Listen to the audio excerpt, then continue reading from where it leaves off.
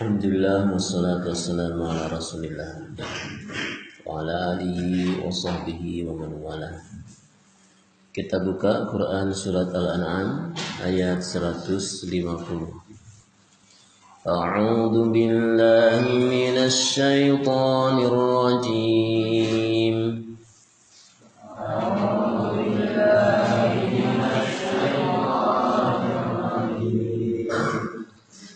Qul halumma syuhada'akumul ladzina yashhaduna anna Allaha harrama hadza.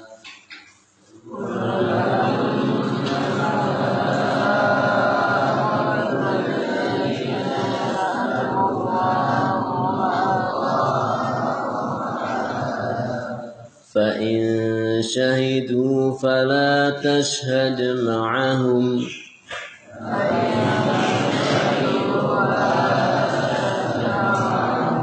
ولا تتبع أهواء الذين كذبوا بآياتنا والذين لا يؤمنون بالآخرة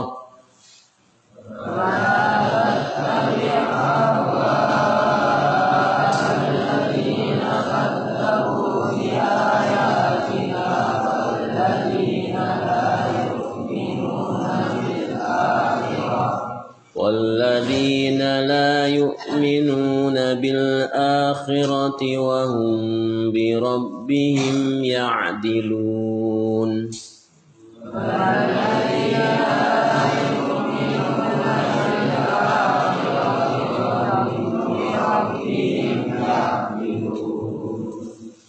Katakanlah, bawalah kemari saksi-saksi kamu yang dapat mempersaksikan bahwasanya Allah telah mengharamkan makanan yang kamu haramkan ini.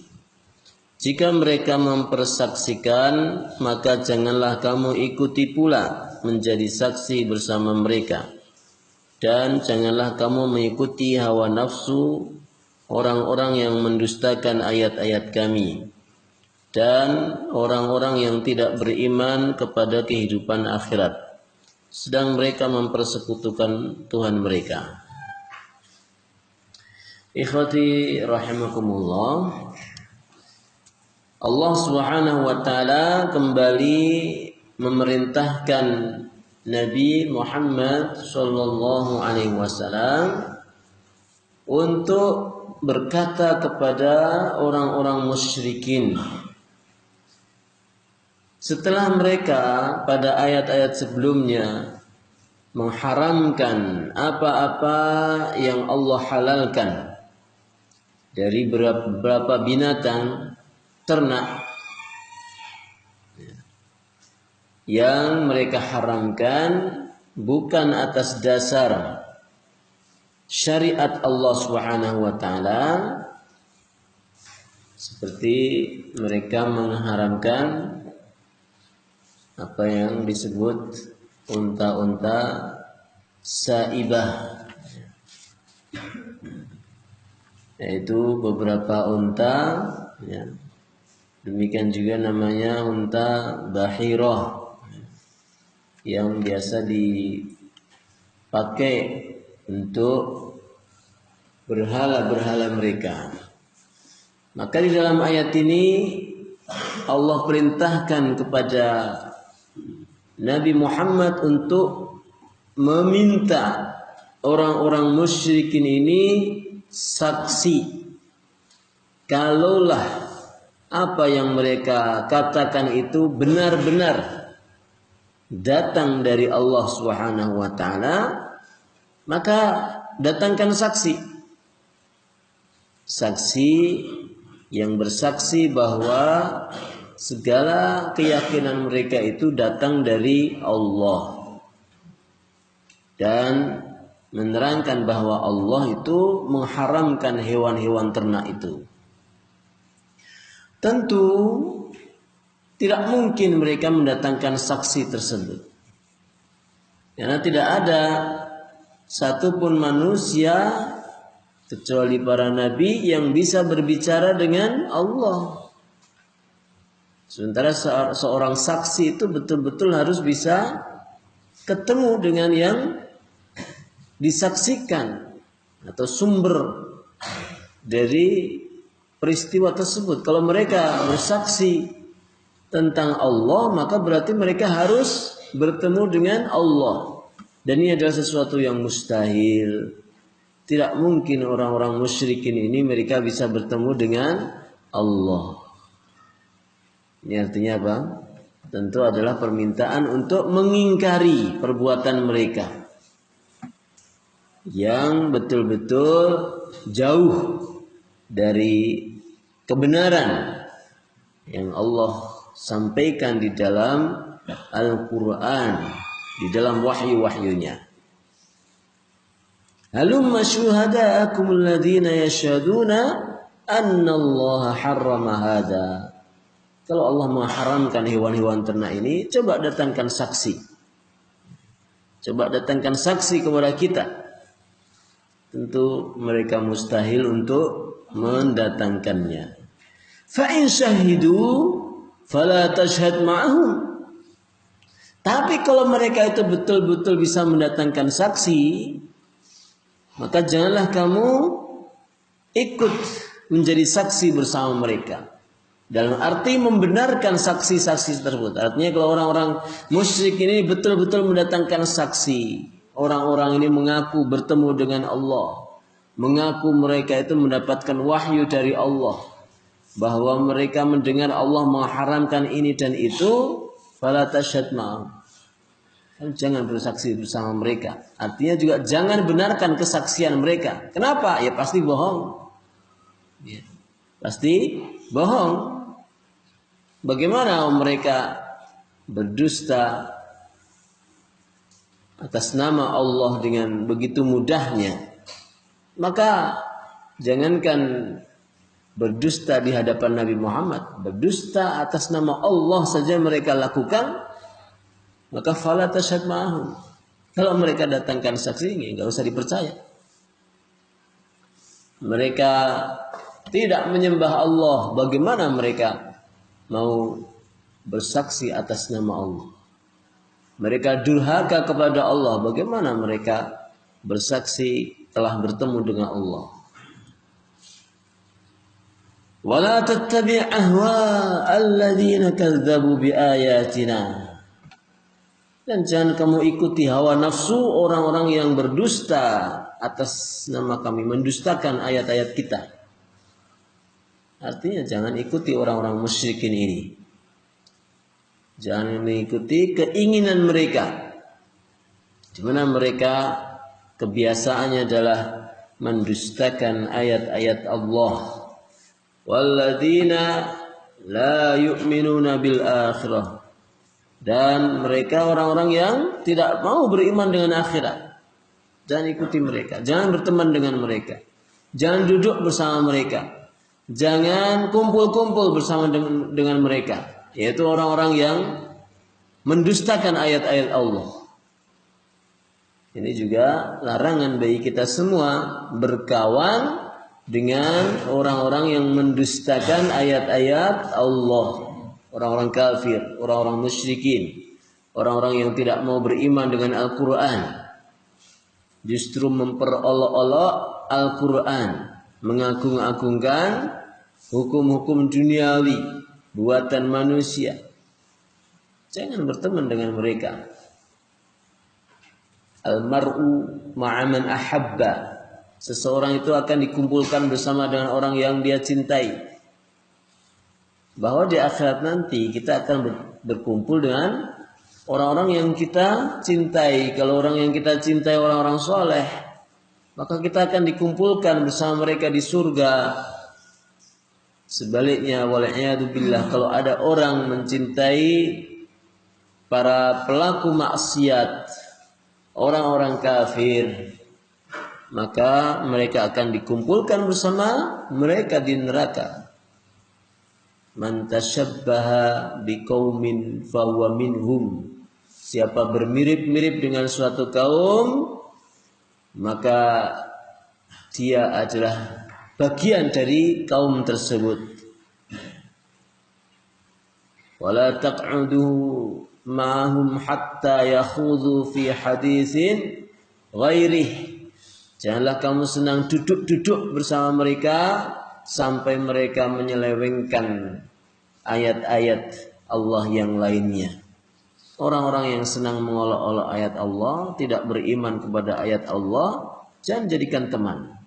Ya sekedar mungkin tetangga begitu ya, tapi kalau sampai mengambil ilmu, sambil mengambil berbagai manfaat dari mereka, maka jangan. Alasannya juga yang kedua adalah walladzina la yu'minuna bil akhirah, enggak beriman terhadap hari akhir. Sementara kita, aktivitas kita setiap saat adalah dalam rangka mempersiapkan akhirat. Bagaimana kita akan berteman dengan orang-orang yang tidak beriman dengan akhirat? Bangun pagi, sholat subuh, dalam rangka kita menyiapkan akhirat. Sementara ada kawan, dia tidak sholat misalnya. Maka kalau kita berteman dengan mereka, pasti akan mengatakan, untuk apa kamu sholat?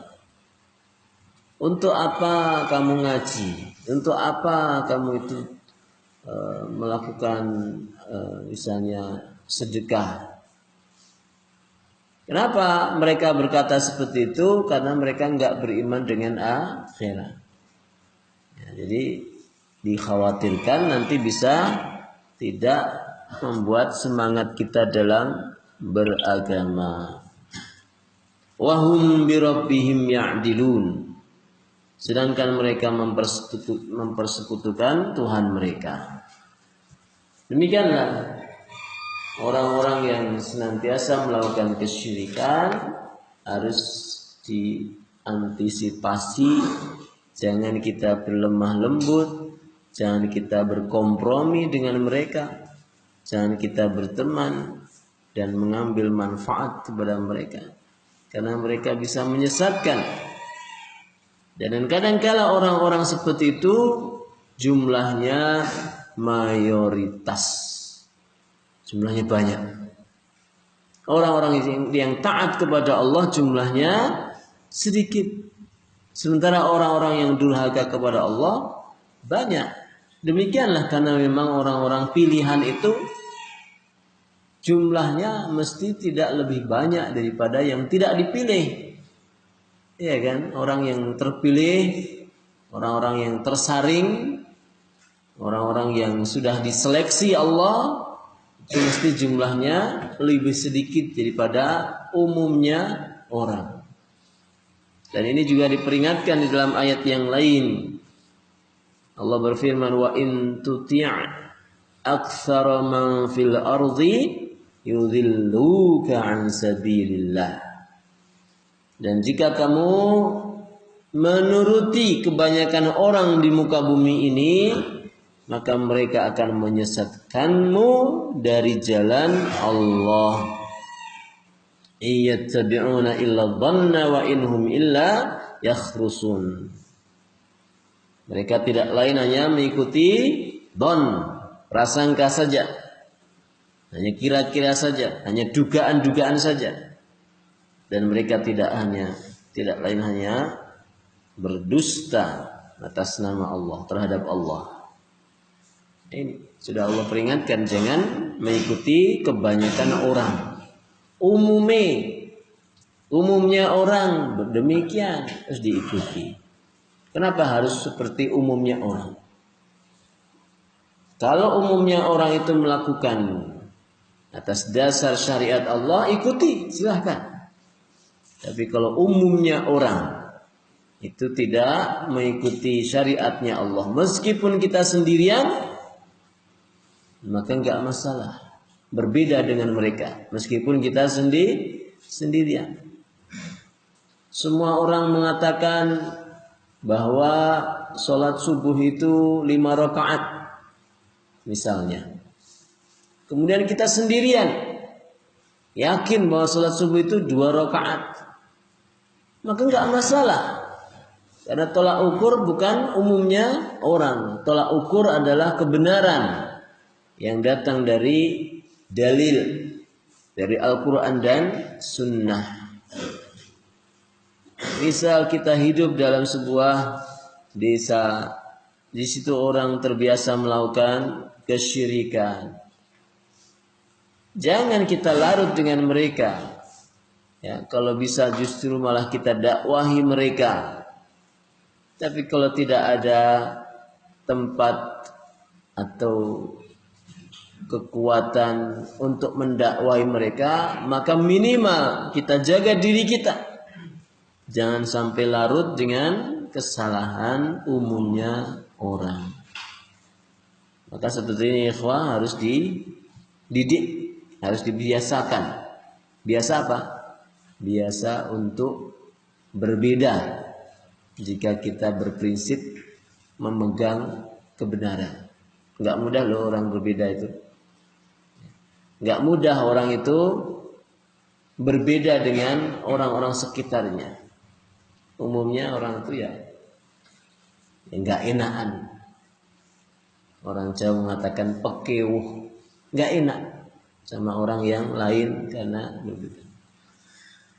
Contoh di sini antum diajarkan beberapa syariat Nabi yang mungkin di luar sana seakan-akan asing, seakan-akan sesuatu yang tidak umum. Maka antum harus istiqomah, antum harus kuatkan hati antum menjalankan syariat sunnah Nabi Muhammad sallallahu alaihi wasallam.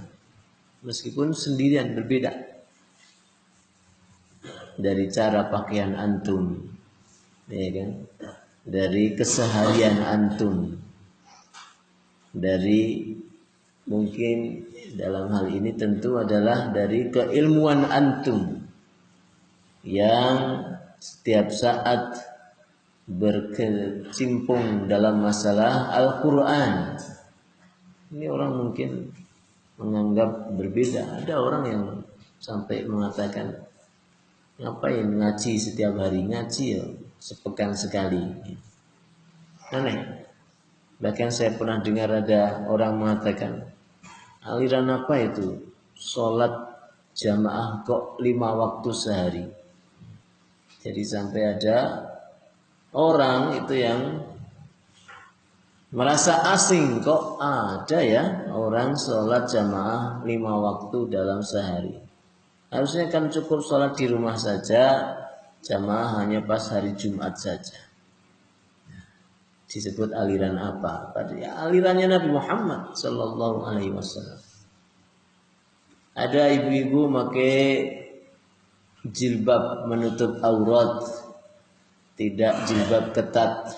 Ya, dan jilbab syariat, jilbab syar'i adalah yang panjangnya sampai menutup dada, bukan hanya di atas, bukan hanya sampai atas dada, tapi menutup dada. Itu jilbab yang syar'i, berarti harus agak sedikit longgar dan panjang. Dianggap aliran apa ini? Aliran apa? Jilbabnya kok besar. Padahal ya demikianlah memang. Jilbab yang diajarkan Rasulullah adalah jilbab yang menjulur dari kepala sampai di bawah dada.